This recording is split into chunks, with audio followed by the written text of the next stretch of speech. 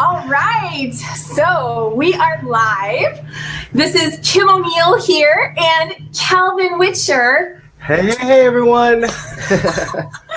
Oh my gosh, so this is the first time that I've done this. If you've listened to the Every Day is a New Day show, usually it's an audio only show on bbsradio.com, but I wanted to do something fun and special today because today's guest, I've actually spoken to him before on BBS, and I wanted to do something special and now do a video broadcast with him. So let's take a moment. I'm going to take a look really quick and look at Facebook and see who we might already have with us. Oh, we do have some people with us. Awesome. Susan, right? Yes. Hi, Susan. Hi, Susan. Awesome. Okay. Well, okay. So if you are not familiar with Calvin Witcher, I'm going to read you a little bit about him, but it's really just scratching the surface on who Calvin is.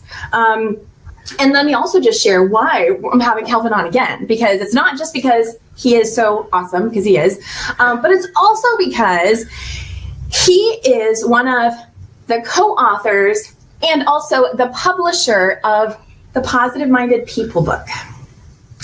You have a copy of the book. You're so prepared. Oh my goodness. I should have had a copy. That's okay. I don't know if you can tell. I actually was able to put a little small image of it in the upper right corner of my... No, I can't see that. I'll have to look at Facebook. Yeah. So anyway, so this is a book that I have had.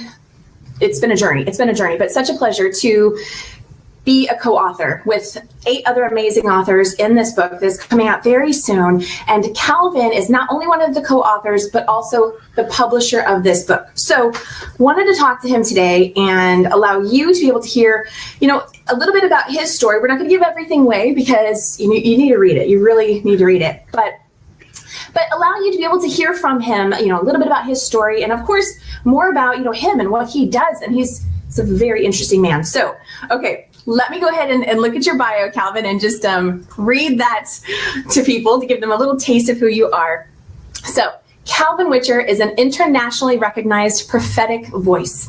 He is a #1 best-selling author, teacher, and spiritual crusader that has coached celebrities, teachers, doctors, therapists, executives, and individuals seeking clarity. He's known for his bold and integrative approach to spirituality that he calls all to freedom and the soul's highest calling. I read that a little wrong. He calls all to freedom and the soul's highest calling. Okay. And I'm going to stop right there because there's so much more, and it comes out in your story. So Calvin, your chapter is titled, let me go to where I can see you. Hi. Your story is titled The Positive Experience of Pain. Yes. And yeah, there's a lot in that. I'm going to say that again for anyone who had to absorb that, because I needed to absorb that when I read that. The positive experience of pain. So, Calvin, for you. Yes. How would you, I'm trying to think which question to go with first. Let's go with, without giving everything away, would you please sum up your chapter in the book for the audience? Oh, absolutely. So my chapter, I actually go over kind of the making of how I got into spirituality. And I talk a lot about the influence my grandmother made or had on me. I talk about the influence my mom had on me. I talk about growing up in a religious community, and pretty much how the journey started to me kind of being the spiritual leader that I am. And it was great. So a lot of it was very painful. There was a lot of pressure there. I see Jeremy's on. Hi, Jeremy. And I think Benny's on too. Hi, Benny. And so I talk a lot about that whole journey that oftentimes people really don't talk about. It's not really discussed a lot. And so I was really trying to be as authentic and as honest and as raw as possible. And again, even in the chapter, I didn't go all the details because it would be a whole book. But I tried to be as open and honest as possible about how this journey of spiritual leadership really looks from as an intuitive, as a prophet, as a psychic, as a shaman and medium as well. So it's interesting, to say the least. It was actually a chapter I wasn't planning on writing. I was actually persuaded by my husband to write the chapter because it was, and he had mentioned it was one of those stories that I really had not discussed. I was planning on writing about something else because it was really comfortable for me. And then he was like, this is a story that could really be impactful for other people. It will be impactful for you, and you really need to tell it. And so that's how the story came to be. So. Well, I said this last week when I was speaking with Benny, and I'll just say this to you because it totally rang true. Yours is another tearjerker. And I say that, okay, when I say that, I mean, like, it's an amazing, powerful story. So, yes. So, and I mentioned this a moment ago to you privately, but I'm going to say it to everyone listening too. I think it's going to be a movie. We'll take it. Beanie, are you listening? Make it to a movie. Yeah, I really do. There was one quote. There's one quote I definitely want to share from the very beginning of your chapter. In fact, it's actually the very first sentence that you write. Does anyone really care about positivity anyway? What? Yeah. Talk about that. What are your thoughts about that? Well, it's really interesting because I have found over the years that a lot of times we say we want something, or we say that we are, desiring something. And that's just really not what we want. And so a lot of times I ask the question is, the book is called Positive Minded People. They're inspiring stories of overcoming adversity for living a more positive life. And so I wanted to provide a different perspective on what positivity actually looks like and what it actually means.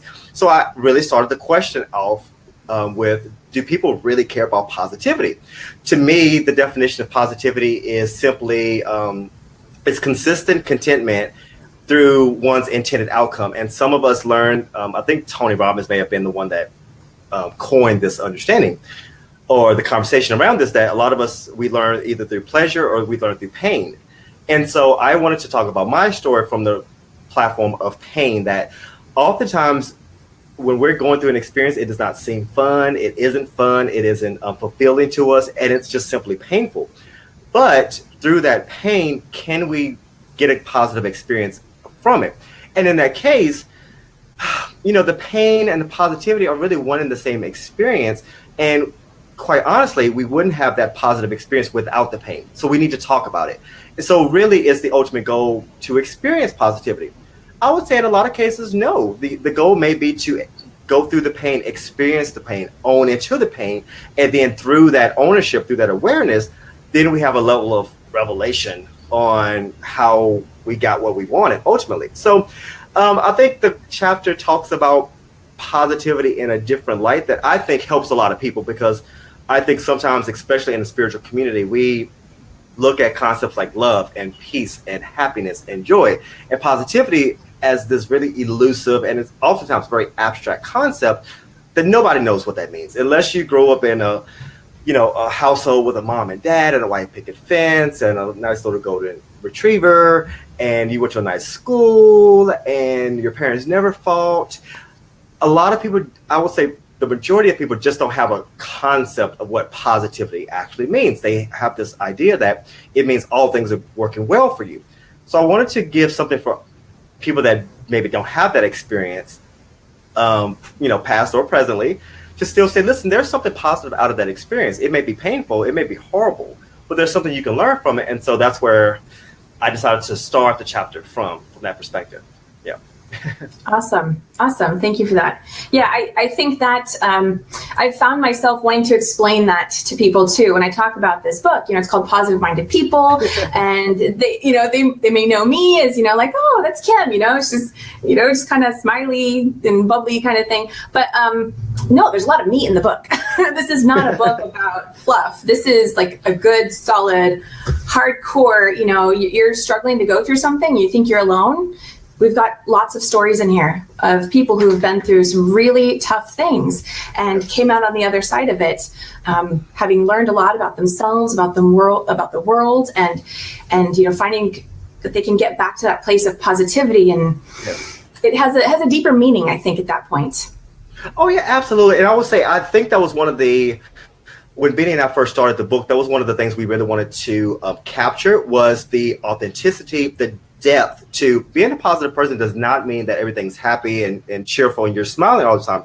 It actually, the way we, played all the stories together was that these authors that are really powerful in their positivity, it's because of their story. It's because of what they went through and what they've learned from it. And those are the experiences that made them the positive minded person that they are. And so it's really good. And I think it makes it a lot more relatable to people. And I know you're a coach and you do so many things in the transformational space that oftentimes when we are putting this rose colored glasses perspective on life, people feel like they can't obtain it. They feel like it'll never be them. And so a lot of the role of the authors here, and definitely a coach and a spiritual leader, is saying, listen, we're literally no different than you. We may be a few days ahead, a few steps farther along, but literally we're just using our own personal stories of adversity and tragedy and triumph to be able to paint a broader picture. That way people don't feel left alone. And I'll say that's probably one of the things about me that I religiously teach is that we're always in transition. And sometimes that transition is a triumph and sometimes it's tragedy. And the best way to work through that process is to understand the purpose of what you're going through right now. And so sometimes pain is the experience. Sometimes pain is the positive experience that we're looking for. But maybe didn't even realize it. Absolutely. But maybe didn't realize it. And maybe we avoided it because we were taught to avoid it. We were taught to avoid the pain because, I'm sometimes the devil's advocate or the black sheep in the spiritual community, because a lot of times we are always talking about affirmations and we're talking about positive thinking. And I'm like, you're saying these things and you're saying, I want to be healthy. I want to be wealthy. And really what you're saying is, I'm not wealthy right now. I'm not positive right now. I'm sad right now. And you're trying to do it as a way of spiritually bypassing the truth. And so we wanted to make sure that this book was not another, self-help book. It wasn't another fluff piece that people would, everyone was just writing about, being positive is all about changing your mindset. We wanted it to really be a standpoint of, listen, we have gone through things and some of these stories are still very living. It's very active with many of the authors. Even with my story, I still live in the shadow and in the substance of what I went through as a child. Still living in the insecurities of, am I okay to say this? Am I okay to claim this energy, this existence? That's a constant, battle. Maybe if you want to say it that way, it's a constant journey. That's okay. That's fine. And it's also a journey that often everyone doesn't accept as well. Hey, Jason, I see that you're on. Nice to have you here. And hey, Libby, I see your comments too. And that's okay. Yeah, let me just take a quick moment to say, for all those that are here, please go ahead and, comment below. Let us know where you're listening from. And as Calvin's talking, as I'm talking, if you have questions that are coming up, please feel free to put them in the comments, and then we will. Yeah, we're going to take a moment, to look at those and see what thoughts you have. What are your thoughts on positivity, and maybe how have some of the challenges that you've gone through, how have you found your way back to maybe a deeper understanding of life and about yourself, and maybe you find positivity within that today. Feel free to share and let us know, and we'd love to connect with you there. So absolutely. Anyway, so Calvin, yes, please continue. Yeah, so I was just really saying that a lot of the stories in the book, mine is no exception to that. We really wanted to bring a more realistic perspective into the space of self-development, self-transformation, and definitely spirituality in a way that made it relatable. So a lot of things that I see in the community as large is that everyone has a filter, everyone has a formula, everyone has this rose-colored experience that we're trying to portray ourselves as. And that's not to say that it's not true. It's also to say that it's off of the back of many years and many experiences that we've gone through. So, specifically even with mine, like I mentioned at the top of the broadcast, I talk about how I started learning about the spiritual community in a religious environment that did not accept it. And I didn't even go into a lot of the other details. I go by a lot of different titles and I operate in a lot of different perspectives right now, as a psychic, as a prophet, as a medium, as a channeler, as a shamanic healer, And those were terms that, were considered demonic, were considered evil in my old religious paradigm. So I can't tell you how many countless times I've been prayed over. People have tried to cast demons out of me. I thought at one point I was going crazy. So yeah, it's interesting. I think your story is an excellent story for someone who may be wondering, how does someone get to where you are today, where you've started a church, you are doing regular broadcasts on Facebook, Yes. You've got all these things going on right now, and to me, you exude a very confident, strong spiritual leader. But yeah, I know. So, your story though, gives the beginnings. Maybe I should stop putting this up, but no, it's good. It's good. his Calvin's story really shares a lot of insight into what someone, like Calvin may experience as a child growing up, where they've come from. Maybe not everyone, of course, right? But you may look at him and go, how did someone get to that place today? Where did they come from? So I think your story is really great at explaining that. And there's so much in your story. I started writing all these quotes down, and then I'm like, no, don't quote everything. Well, it's interesting on so many different dynamics with that, because anyone that I'll group everybody together. So anyone that operates in the intuitive space, there's so many different ways to get there. You actually can train and teach people how to work in the space. It's actually, hey, Benny, I see that you're on. Thanks for joining us. I've done it before. I actually used to have a school of the prophets, and where I trained people when I was in Tennessee, right out after school.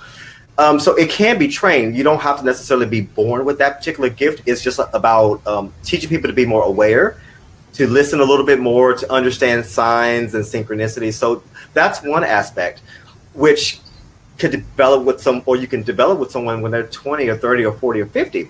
Now, when you're born into that type of perspective, it does work a little bit differently, because oftentimes those gifts lie dormant until what I call they're activated, and specific events kind of activate them. So, for instance, someone that tends to be shaman, one of the attributes that someone that's a shaman or has that particular path is they typically they deal with illnesses when they're younger, just very, very traumatic situations, often life and death situations, of which I've gone through.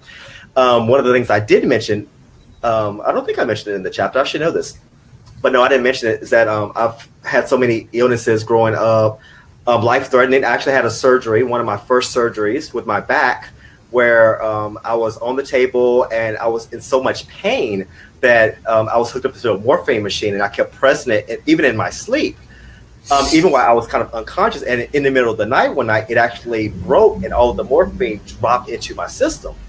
And I think I was out for about 2 days or so, and it was kind of a hit and miss kind of perspective, where they didn't know whether I was going to go into a deep coma, or if I was going to have any other issues health-wise, et cetera, and I ended up coming out in a couple of days. And so I just, so many different perspectives like that. And then, well, Calvin, in the book you mentioned that. Okay, you said I can talk about anything, right? Talk about anything. Nothing's off limits. Okay. If people have questions, throw the questions out there, and now's your time. So you talk about that you went to a very Pentecostal church, and that and I can tell from reading the chapter you get that sense, and that you literally walked in one day with eczema and asthma and walked out without it. Yes, and it's so funny because people. It's interesting because in the spiritual community that I primarily serve in now, again, hi, Harvey, love you so much. Love you. Harvey's one of our dear people. Aww. But in the community that I mostly serve now, which tends to be a little more on the spiritual mystic community, we really don't talk a lot about healings and dramatic instant transformation. We really don't. That's really more of an old paradigm. Actually, the religious community has actually taken up more of that banner than the spiritual community has done. I'm sure I'm going to get heat from that, but it's true. And so when I grew up with the conversations around God can heal and miracles happen. And it wasn't theoretical. It wasn't a course in miracles. And it was something that we were learning and teaching and informational. It was something that we really experienced. And Specifically with me and asthma, I mean, anyone that knows me from childhood, they can even attest to this story. And I grew up, probably hospitalized every week. And that's not an exaggeration. I was constantly on a nebulizer, constantly had inhalers. I couldn't, be in any activities because of my my asthma. My eczema was really bad at the time that literally from head to toe, people laugh at me now and say, "You have such great skin." I was even taking my son to some appointment the other day, and one of the nurses was like, "Oh my gosh, your skin is so great. What do you use?" And every time that people say things like that, I'm automatically thinking, yeah, but you don't realize that when I was 6, 7, 8 years old, literally from the top of my head down to my feet, I had scabs. It was sometimes I was just really calloused over. My skin had different tones and different shades because of the eczema itself. I was constantly on medication. I was constantly in the doctors, and oftentimes scratching myself. So even my skin was black and blue and red and ashy, we say in the community. And then especially at night, my mom did the best she could. So this is definitely nothing against my mom. She's great. I love her very much. But, I used to always scratch a lot when I was younger. And I was easily 6, 7, 8 years old at this time, like any child, that when you're scratching, you're itching, you scratch. And I would literally scratch till I was bloody. And you're talking about my head would be bloody, my arms would be bloody, my legs would be bloody, all the way down. Literally, my mom would have to change the sheets sometimes 2 or 3 times a night because of that. And I would wake up just in a ball of sweat and blood and everything. And that was most of my existence.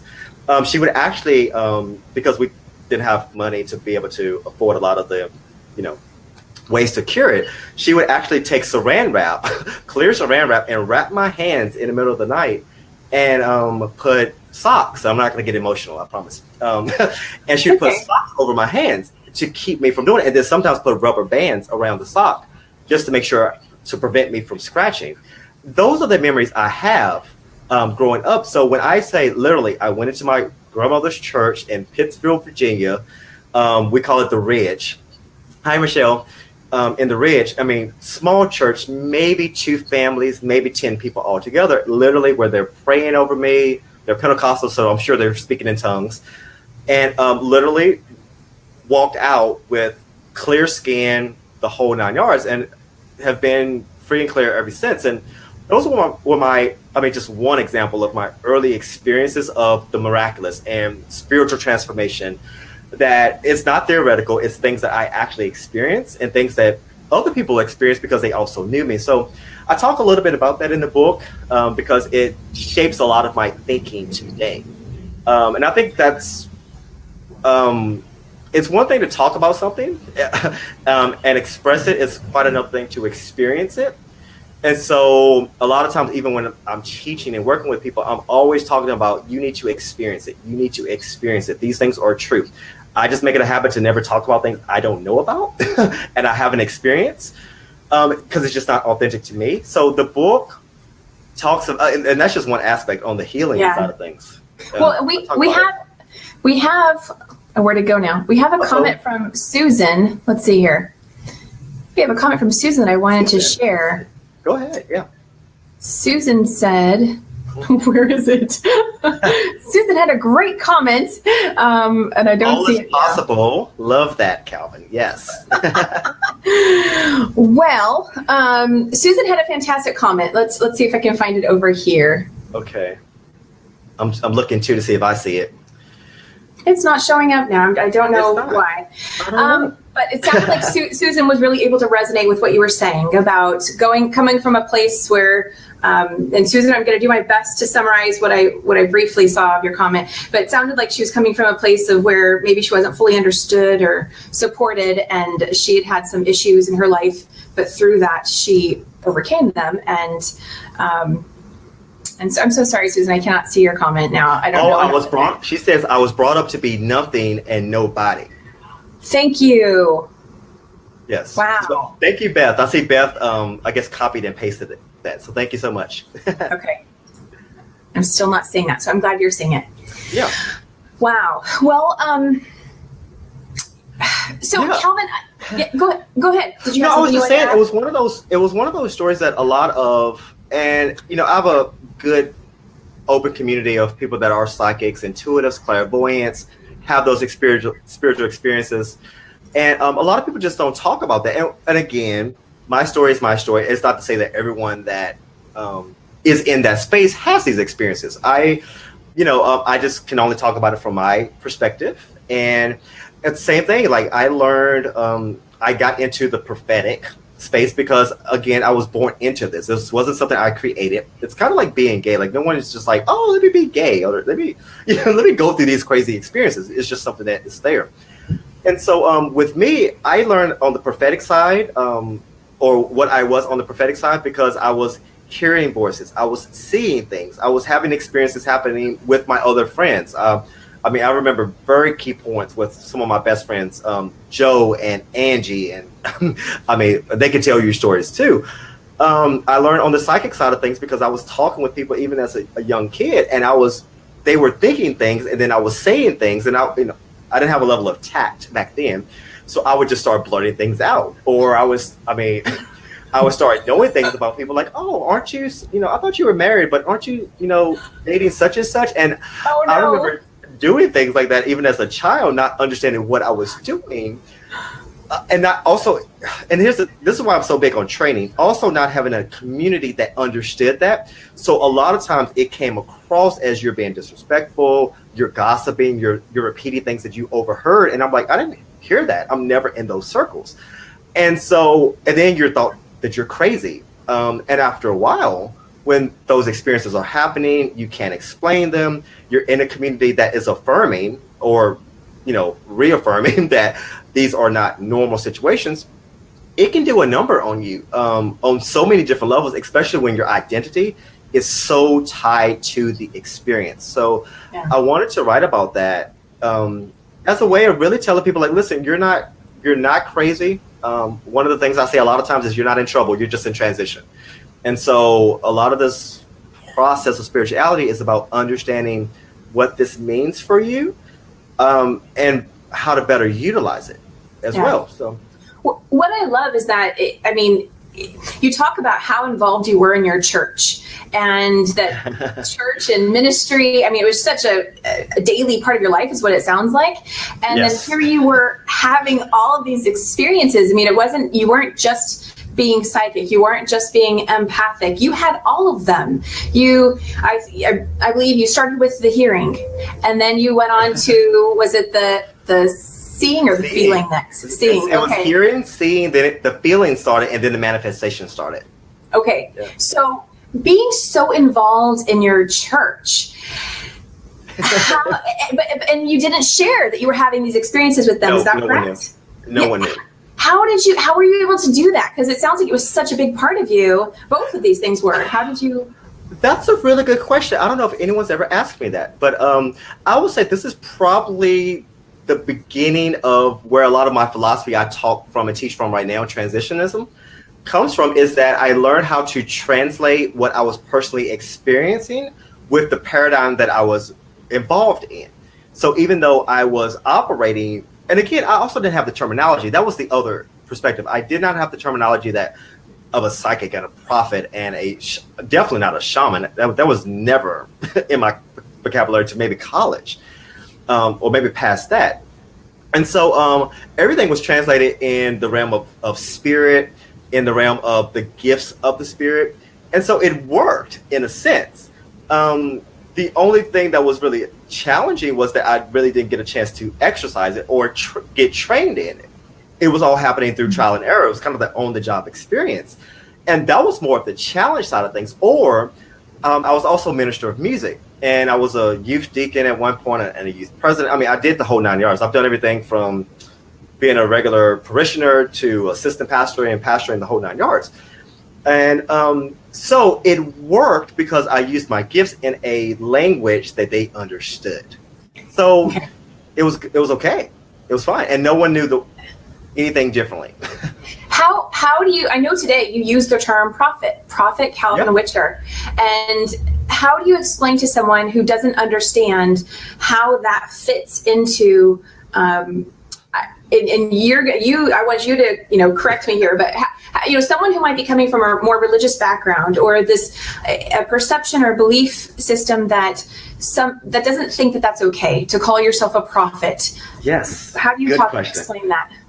So here's how I view a prophet. A prophet is simply someone that sees and hears things in a spiritual concepts and relates it back into a natural, physical meaning. That's really all it is. I view myself as a kind of a divine translator. Spirit is always talking, God, universe, whatever you want to call it. I tend to say God and spirit a lot because that's my native tongue, even though I use it very inclusively. That God's always speaking, the universe is always communicating to us, but it's advantageous for us to have a translator to be able to know this is what spirit is saying for you at this particular time. So a prophet is able to help you understand the broader scope of your life, which is very different from a psychic. When it's a psychic ability, it's very much on a one-to-one personal relationship side of things. It's very much about what's your heart's desire versus what is your overall purpose that a prophet is bringing to the table. So sometimes it is kind of a balancing act that I'm saying, listen, I know personally where you want to go. I know personally what you're seeking and desiring. And on a grander scale with your life, here's where you're meant to go. And so with me on the prophet side of things, I always say this, like, if someone's not used to those terminologies, they're just going to be offended or be put off anyway, as far as their perspective. I try not to educate people that are unwilling to be educated. So it's okay. I have friends that are witches, and to someone that's not in that cosmology, it's off. Why would you call yourself a witch? That's evil. Or shamans, or a life coach. Life coaches didn't exist 10 years ago. What is that? How dare you think that, because you went through something in your personal experience, that makes you an expert in somebody else's experience. I found that, when people want to know, they experience that knowing. And so those are typically the people I am there to serve. Although I actually love being around people that do not believe it. I really do. I actually do some of my best work with people that do not believe in prophets. I like the challenge. It's really great. And I have people in my group that like, oh, I don't even believe in prophets, or I didn't believe in prophets until you started talking, or until I showed up. And I said, listen, when you show up, I show up. It's there. I don't have anything to prove. And the other side of this too is that, especially when people don't understand the nature, maybe on a religious side of things, how that works is, one, that was how Spirit and God always spoke to me in that language. You are a prophet. You're here to, speak my word. I had visions. I had dreams. I had the experience of the prophet. So one, that just made sense. And I kind of kept with that. Two, I was actually ordained as a prophet on that side through the apostle denomination. And I don't talk about that a lot because it's like, we don't really use ordinations and stuff in this territory. So it's whatever. Okay. But that's one. Two, three, I was actually trained under several prophets, one of which was, well, I probably shouldn't start naming names, but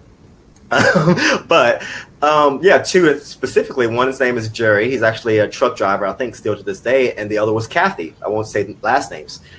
And so I was actually also trained in, well, let me rephrase it. I was actually taught more how to understand and work my giftings as well. So it was actually from several different dynamics, not just something I woke up and said, oh, I'm going to call myself a prophet today. But, I never go into all that detail because it's one of those things that even if I gave people all of that perspective, they're still going to land back in where they want to believe. And I've often said that I'm more of an experience, not an expression. You need to experience it. Yeah.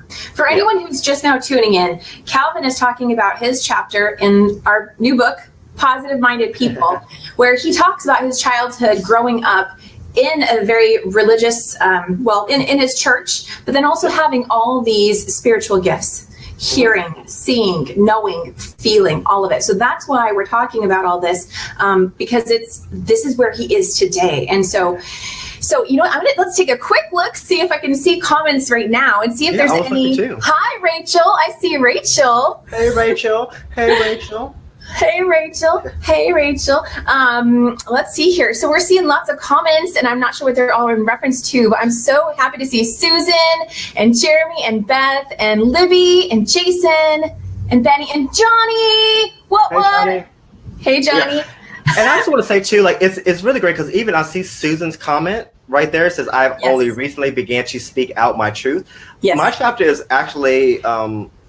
Well, the concept of my chapter is actually going to go into even a broader work that I'm going to actually be talking more in depth about. How do you know if you are intuitive, psychic, you have those gifts? What in the world do you actually do about them? Because it's a lot of people, and thank you, Susan, for mentioning that too, because there's a lot of people that were like me that are hiding in the shadows, that are scared, that are, maybe it's not even a scare thing, they just don't know what to do with that.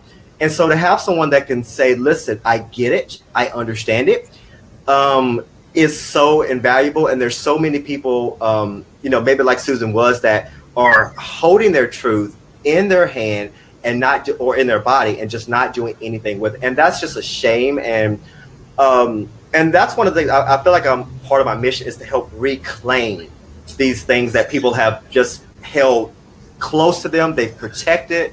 And, and again, I also understand that prophets, psychics have gotten a horrible name over the years. I get that. Yeah. So part of me even taking on that title, that avatar kind of energy, was really me being able to say, listen, not all prophets are super psycho crazy. We can be at times, but so are all like humans. Any person. Like any person. Yes. Are we sometimes off? Sure. Do we sometimes miss the mark? Absolutely. Does that change who we are? Absolutely not. Well, one thing I love that you mentioned in your story too is about how you were hearing and seeing and knowing all these things about everyone, and not just people, about nature and about animals and all of these things around you. And one of the pivotal moments in your story, you had no idea it was coming. And I know that tends to be a question for people. If you're psychic, how come you didn't know, whatever.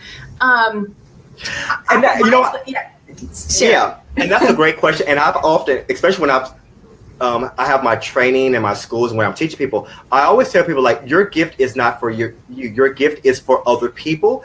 Therefore, it should not always work with you. Your gift should fulfill you, not necessarily give you the formula for your own life.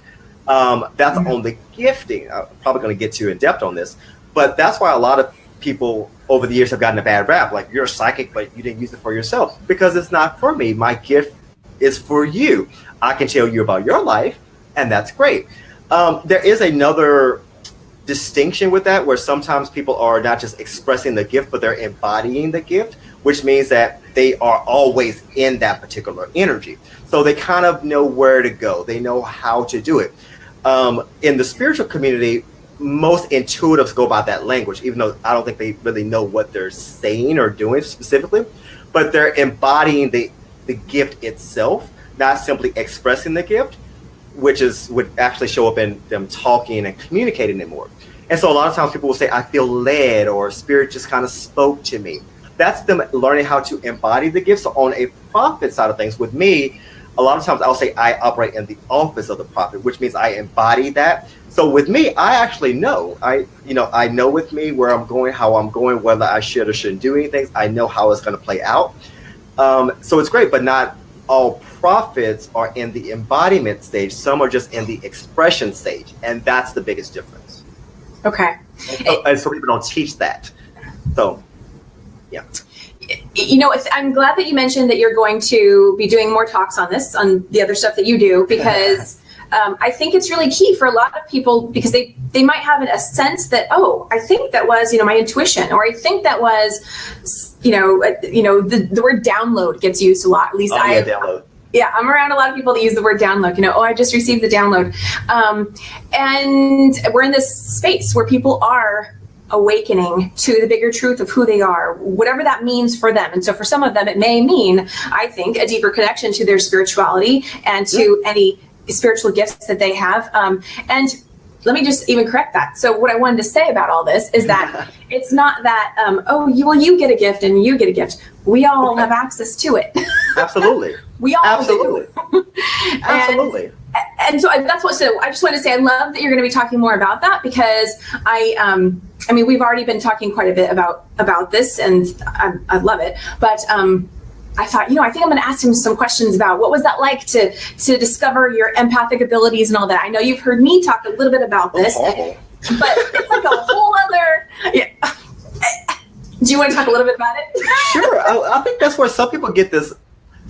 It's so funny because that's why I kind of laugh at people like, oh my God, he has the title of a prophet. I'm like, I don't think you understand that it's not as glorious as you think it is. I am a shaman, which means I actually work and deal with energies of sickness and pain quite a bit of time. Actually, most of the time, I don't really talk about this a lot. Most of the time, I'm actually in perpetual pain. I have scoliosis. I've had 2 back surgeries. I actually live in that space of pain most of the time. And that's, I say, what's kind of one of my badges of honor, or Paul would say in the scriptures, it's my thorn in the flesh. I'm okay with that. It's so funny because I've actually had, stress tests and all kinds of other tests, and doctors are like, I don't know how you're actually walking. You're literally in so much pain. It makes no sense. I live in that now, and I like that. I can own that. It's kind of that positive experience of pain because it helps me to be in tune with somebody else that may be dealing with cancer or some other emotional pain. So that shamanic side of me gets triggered in a very sympathetic way. I don't want that to specifically change. Same thing on the psychic side of things, or the prophetic side. Spirits or God's always kind of talking to me. I like that. I appreciate that because there's somebody out there right now that is wishing Spirit would talk to them. So having Spirit talk to me on a more continual basis, and I can just simply open up my mouth and say, oh, okay, well, Spirit is saying A, B, and C, gives them hope. I don't really care about the other, like, oh, people say you're a prophet and prophets don't exist. Like, oh, yeah, whatever. But is it fun? Gosh, absolutely not. Empathic? Oh, my gosh. Every empath, I don't think I've ever found one empath that said, this is so fun to feel everyone else's pain and energy and sadness. And, I just haven't met one yet. Is there a purpose? Absolutely. Absolutely. And I think at the heart of it, I think Spirit gives us these gifts in order for us to be more connected with one another in a way that I don't think we would do otherwise. I love that. Yeah. Well, the other thing that I am getting just from hearing you talk about that is just that I know for myself, I sometimes used to think, well, if you've gone through I'm going to use yours, and I don't think you'll take offense. If you still have, thank you. I hope you're not taking offense. If you have such pain, well, then how can you help other people heal? No, it's because he has all this experience that he knows how to guide people, how he knows how to bring them to that other space. And same for any challenge. That's really what I think of it. So I know. Like for mine, one of the things, there's so many themes in all of our chapters, so many themes. Absolutely. I'm just going to deviate for a second. Like in my chapter, I know that, I talk about relationship stuff, but another piece of it that I don't talk a whole lot about was negative self-talk. And that's something for me that I'm continually having to, check with myself. Oh, Kim, look at what you just did there. Let's go back and, let's rework that. Let's release some of that. Let's, reframe some of that. And it's because that I continue to, have these experiences, and it gets better and better and better over time. But it's because of that I can help others. And so absolutely. And so I just use that as an example in case that example maybe resonated with some people more than others. Sometimes people are trying to find an excuse why not to believe, and to me it's like I feel like I'm never called to those people anyway. It's fine. And so I tell people, like, really simply, like, what's a trauma to you may be a tool set for me. Having and understanding pain is, I'm not just holding pain and saying, oh my God, woe is me, I don't know what to do with it. I'm actually feeling into it. I'm seeing when the pain shifts, how it intensifies. When I'm speaking, like one of the things that happens quite often is when I'm speaking or when I hit different levels of spirit, the pain subsides. It shifts, it expands, it isolates in one particular area. Actually, a lot of people have experienced me doing this. I tend to say I work a lot very empathically when I'm operating in the prophetic sometimes. So what happens is, instead of me having the pain isolated on my back, sometimes it'll isolate maybe to my shoulder. And then Spirit will say someone in the audience right now to the right side of you is dealing with pain in their shoulder. And then as I start to speak, Spirit will start revealing more. Oh, it happened because, you were trying to lift your child into the swing and you moved it the wrong way. And yeah, that's what happened. But here's the funny thing. You can't get the revelation without the pain that I'm going in right now. You don't want me to get rid of the pain. So then when people start to argue, well, if you were so, it's kind of like they say with Jesus, if you were so mighty, why don't you heal yourself? Come down from the cross. That's not the purpose. The purpose is that we own and master the pain in order so you can actually deal with the healing. It's wow. Calvin, so there was a comment on here I've been glimpsing over, and for all those who don't know, I am still somewhat of a newbie with Facebook Live, so I'm trying to practice. I love Facebook Live. That's great. you are great at Facebook Live. Someone on here had said, well, Sammy, first off, Sammy says his buddy tagged him and now he's watching. So thank you for watching, Sammy. And someone else had asked, what do you do? And so I would just like to just reiterate again. So for anyone who's just now joining us, my name is Kim O'Neill and I'm speaking with Calvin Witcher, who is both a co-author and the publisher of this book, Positive Minded People. And his story goes back to his childhood and being in the church and having all these spiritual gifts that he had to learn through trial and error. And so he talks about what that journey was like in this book. And he's talking now today, from his adult perspective and everything that he's learned and what he has to share with others today. So, and if you definitely want to, if you want to find out more about Calvin, then Calvin, where should people go to find out more about you? You have many places. I do. I have so many places. Well, one, they can go to my Facebook page. So that's facebook.com/Calvin Witcher. We also have a group too, which you can totally find the link somewhere on my page there. So that's easy to do. They can also go to calvinwitcher.com and they'll find all that information there as well. But yeah, please, we've got a group. It's really great. People that are in their own different levels of transition. Not everyone believes and operates the same way, which is what I love. It's very eclectic. So yeah, I'm pretty much everywhere on Facebook as far as that process goes. I'm not in your group all that regularly, but what I've seen in your group is it's a very supportive community. So yes. Shout out for anybody who's, shout out for you clearly, but for and the community, but for anyone who's maybe looking for something like this, if you are someone who has maybe you have gifts and you've been afraid to share them with other people. Maybe you're still figuring out what to do with them, how they work. Calvin's community is incredibly open and supportive, and it's a closed group, correct? It is. It's a private group, but it's free, so people can come in, and it's totally great. We have people of all kinds. I tell you, if I start labeling people, we have Buddhist and Hindu and agnostic and atheist and New Age and pagan and Christian. It's so broad, so everyone's totally welcome. It's good. That's awesome. And for those who are in, is it Dallas, Texas? Dallas, Texas, yes. Do you want to talk about where is your church located if they'd like to join? Absolutely. So we are actually, I cannot think of the address right now. This is fun. We are actually on Royal Lane. I can't think of the address maybe if Jeremy's here, maybe Jeremy can plug it into the comments. Jeremy might be asleep. He's getting some rest, but it's okay, Jeremy. But he may be. Benny can do it. Yeah. So yeah, we actually the group is actually was the spearheading part of our kind of church online as we were looking at it. But we also have a lot of our members that are here, and we wanted to have more of a in-person gathering for them. So it's the same thing as what we're doing online, but we're just doing it in person as well. So it's called Transitions Church. The group is just called Transitions. All in all, but we meet on Sundays right now at 5:30, and yeah, it's a really great community of people that are exploring the different areas of their own life. So yeah, if you're ever in the Dallas area, come on and join us. And definitely join the group. A lot easier. Yeah, I think it's beautiful. It's very, very inclusive and supportive of people from all backgrounds. So that's wonderful. Calvin, if you were to, I think this is such a very stereotypical question, but I'm going to ask it anyway. I love stereotypes. I don't, but I'm going to ask it anyway.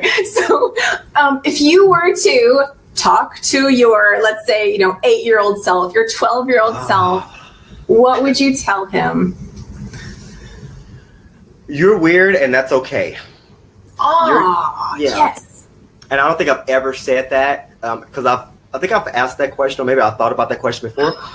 But you know what? You're weird, you're odd, you're awkward, and that's freaking okay. And someone very soon is going to need you to be that weird, because they're weird and they're awkward and they feel like they don't fit in, and they're in a weird place where they're losing their own sense of self and identity, and they need to have a beacon of someone that does not look like the status quo, and that's good.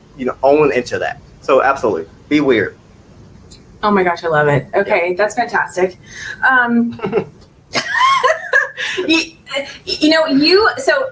So you are both a co-author and the publisher of this book.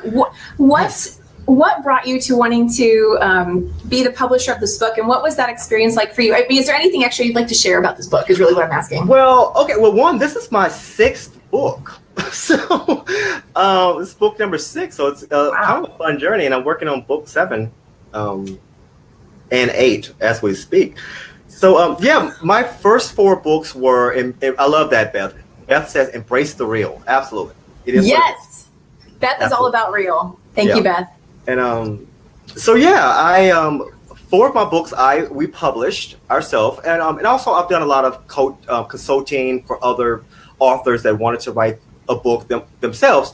We didn't necessarily publish it, but we helped with the whole coaching aspect from start to finish, right? More all inclusive kind of perspective.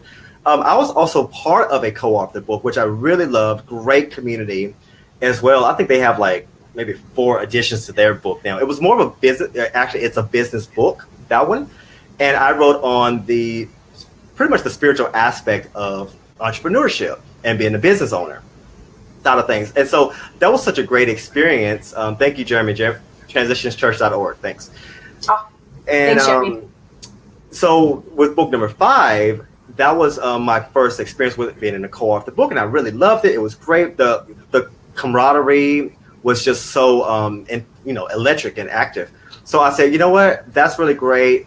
Everything I do now is about groups and connectivity and community anyway.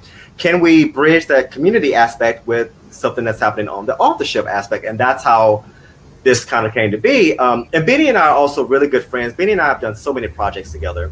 Like I was just in LA and I did Spiritual Brunch with Benny, who's boom, right there. Calvin, Kim. Boom. And so Benny and I have been talking for several years about, his group is actually called Positive Minded. I can't remember the address either. I don't know. We're so weird. We're there every Sunday. That's okay. I can't remember the church address. Jeremy, I apologize. I'll plug it in later. Don't even worry about it. It's okay.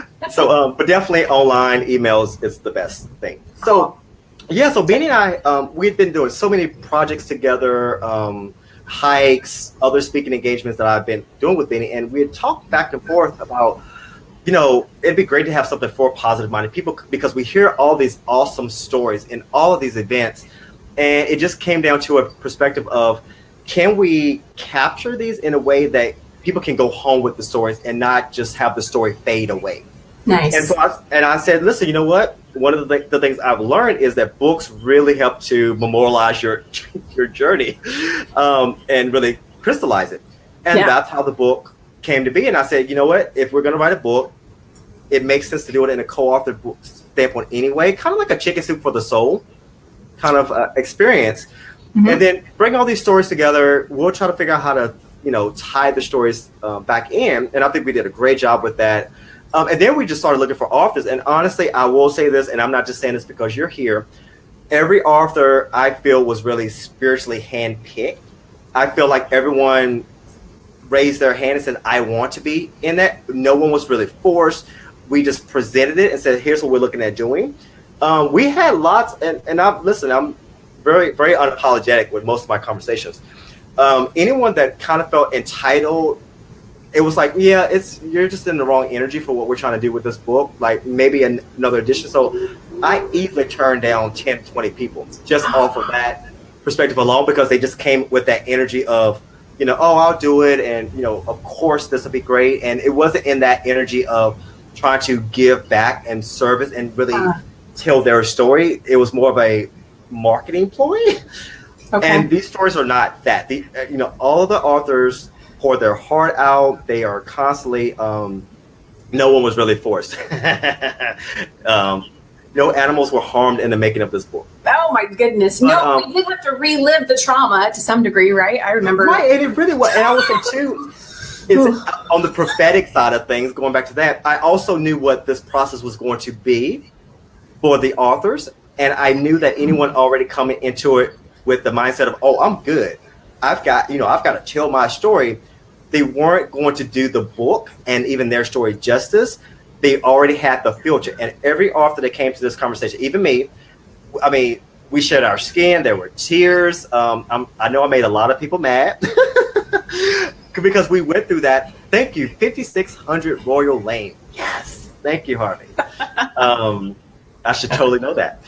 But I mean, these authors cried. I mean, they rewrote. Some of the authors rewrote their chapters several times. I'm talking about complete rewrites with the chapters. This was not an easy process, and we kind of put them through it too. I mean, not only did we write the book, there was coaching involved, there was counseling involved, there were tears involved. We did a photo shoot, we did a video shoot as well, which we have the video that we'll release here soon.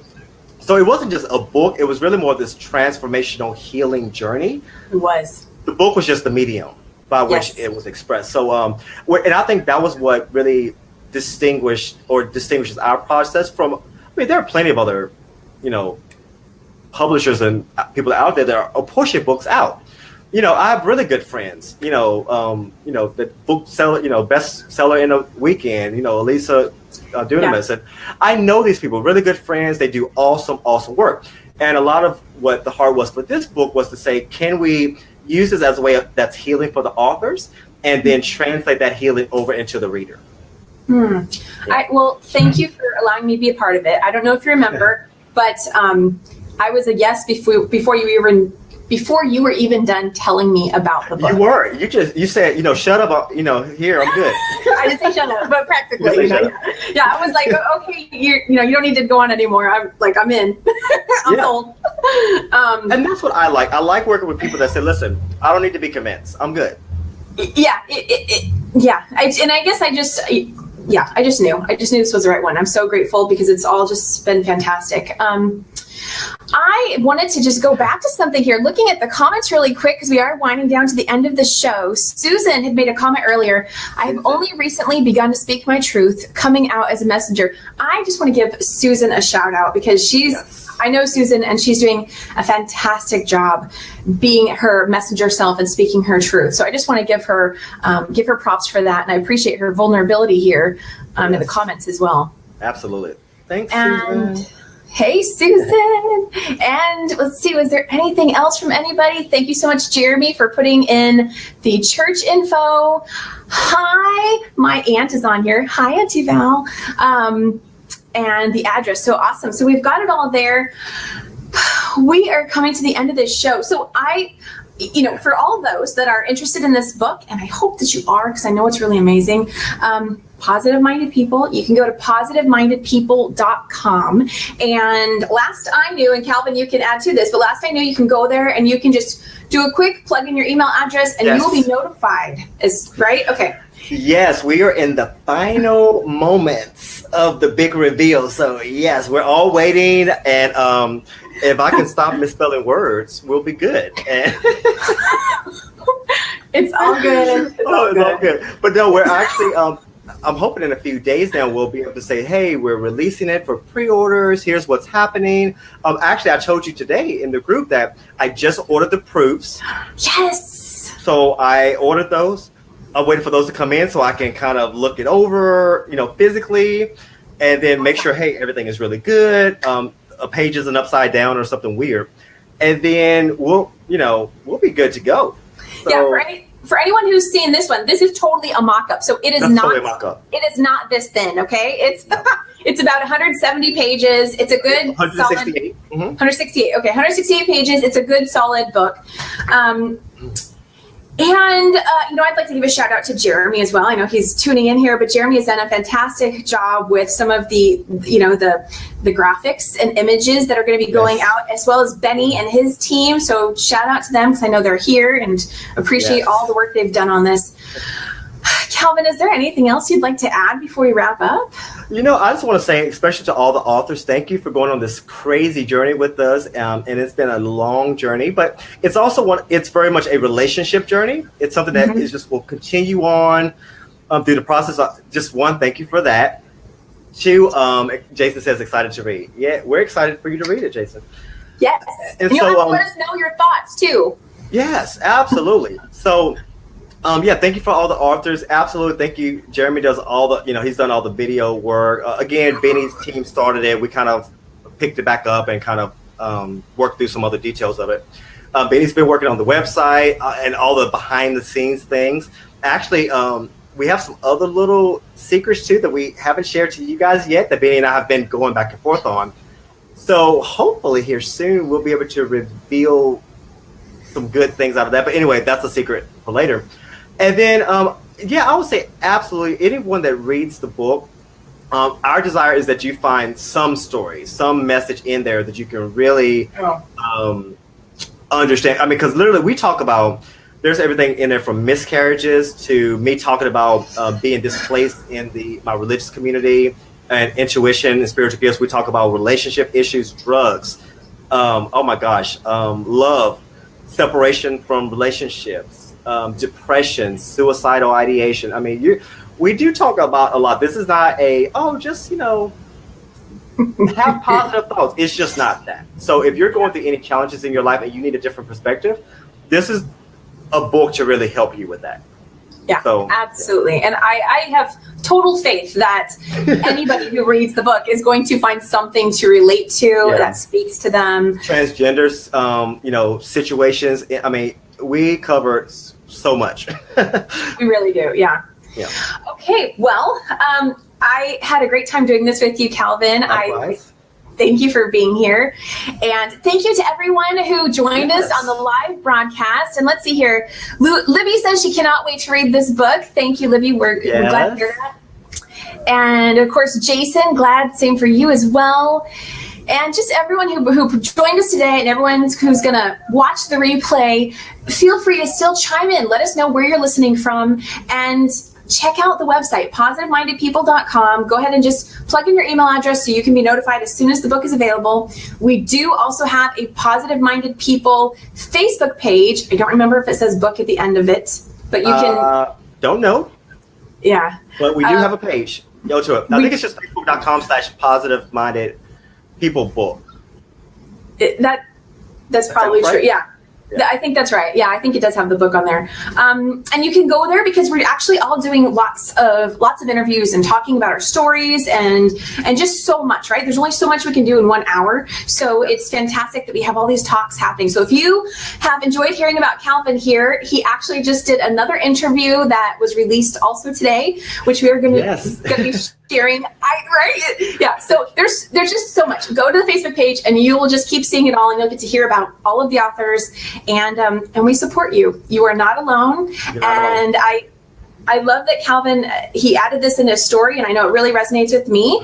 No story is insignificant. Yes. So if you are experiencing something and maybe you're placing judgment on it, thinking that it's I don't know, whatever the judgment is, that maybe your story isn't important enough, that maybe it wasn't traumatic enough, that maybe it was too traumatic, maybe whatever it is, your story is good just the way that it is. And that is completely separate from being, I'm going to throw this in there, that's separate from being a victim of your story, okay? We're not talking about being a victim of your story, but we're saying it's okay to have your story, to own your story, and it is good enough. That's what we're saying. So absolutely. I hope you find comfort in that, and thank you for watching. If you'd like to find out more about me and my shows, of course, you can go to the Kim O'Neill Coaching and Every Day is a New Day Facebook page, or find me online at KimO'NeillCoaching.com, O'Neill, O-N-E-I-L-L. And I'm going to leave you with that. So have a fantastic evening, and remember that always, every day is always a new day. Bye. Bye.